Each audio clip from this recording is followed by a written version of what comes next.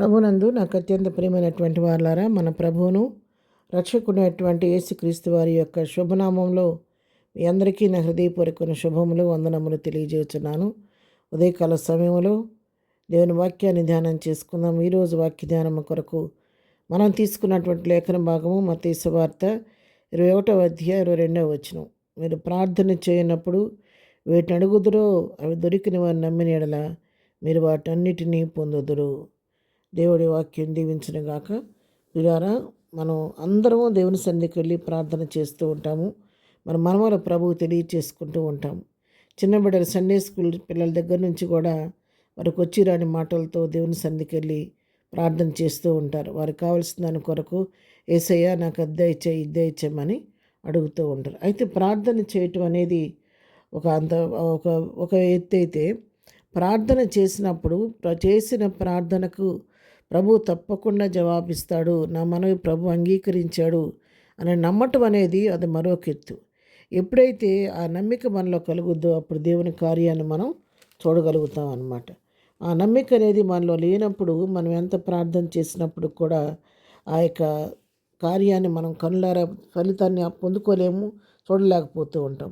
అందుకే మత్తయి సువార్తలోనే 18వ అధ్యాయంలో 18-19 వచ్చిన మనం చూస్తే, భూమి మీద మీరు వేటిని బంధింతురో పరలోకమందును బంధింపబడును, భూమి మీద మీరు వేటిని విప్పుదురో పరలోకమందును విప్పబడును అని మీతో నిశ్చయముగా చెప్పుచున్నాను. మరియు మీలో ఇద్దరు తాము వేడుకొను దేనిని గుర్చేనను భూమి మీద ఏకీపించినద్దరు అది పరలోకమందున నా తండ్రి వలన వారికి దొరుకునని మీతో చెప్పుచున్నాను.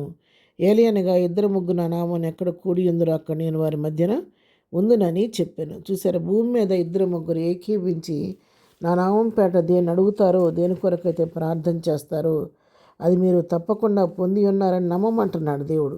తప్పకుండా నా తండ్రి పేరట మేము దాన్ని అనుగ్రహిస్తాను మీకని దేవుడు చెప్తున్నాడు. కాబట్టి మనం ఏ విషయంలోనైనా ఏకీపించి ప్రార్థించినప్పుడు దానికి జవాబు మనం పొంది ఉన్నాము అని నిశ్చయిత మనం కలిగి ఉండాలి.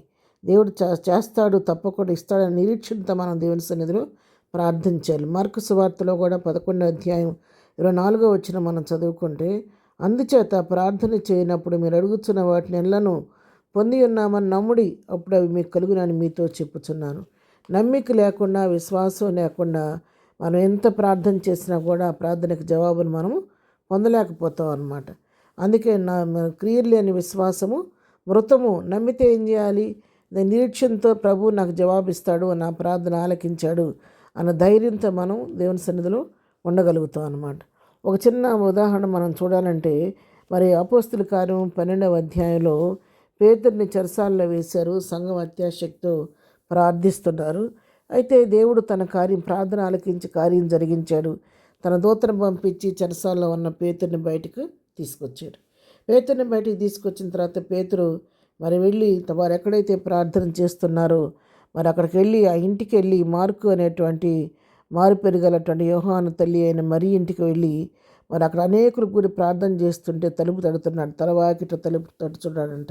తలుపు తడుతుంటే ఒక చిన్న బిడ్డ, రోజే ఒక చిన్న బిడ్డ వెళ్ళి విని పేతురు వచ్చాడని చెప్పి సంతోషంగా వెళ్ళి తల్లికి చెబితే, వాళ్ళు పేతురు ఎందుకు వస్తాడు, పేతురు చెరసాల్లో ఉంటానని చెప్పి ఆ చిన్న బిడ్డ మాట నమ్మలేదు.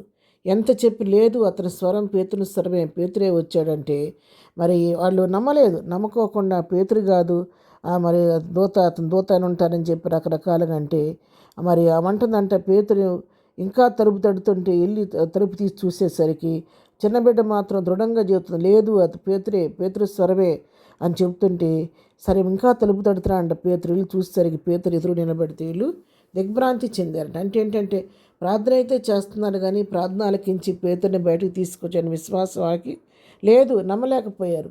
కొన్నిసార్లు మనం కూడా అలాగే ఉంటాం ప్రియారా, మన విశ్వాసం కూడా అట్లాగే ఉంటుంది.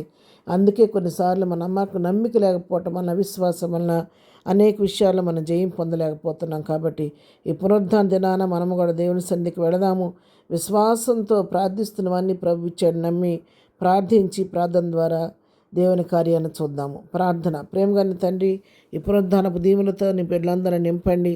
ఏదైనా వాళ్ళు దేని కొరకు ప్రార్థిస్తున్నారో మనవలన్నీ అంగీకరించి ఆమె నన్ను ముద్ర వేసి జవాబు దయచేయండి. వాళ్ళు ఇచ్చిన మార్గాల్లో ప్రయాణంలో తోడుగుండి ప్రభా, చేస్తున్న పనుల్లో మీరు తోడుగుండి నడిపించండి ప్రభా. బర్త్డే మ్యారేజ్ చేసుకున్న బిడ్డలకు కావలసినటువంటి ఆశీర్వాదం దీవెన దయచేయండి. ఎగ్జామ్స్ రాసిన బిడ్డలకు కావలసిన జ్ఞానం దయచేయండి. ప్రతి బిడ్డ పైన నీ పునరుద్ధానపు దీవెన కుమ్మరించమని యేసునామములో ప్రార్థించడి పొందుకొని ఉన్నాము తండ్రి, ఆమెన్. ప్రభు కృప సదాకాలం మనందరికీ తోడై ఉండి నడిపించును గాక. ఆమెన్.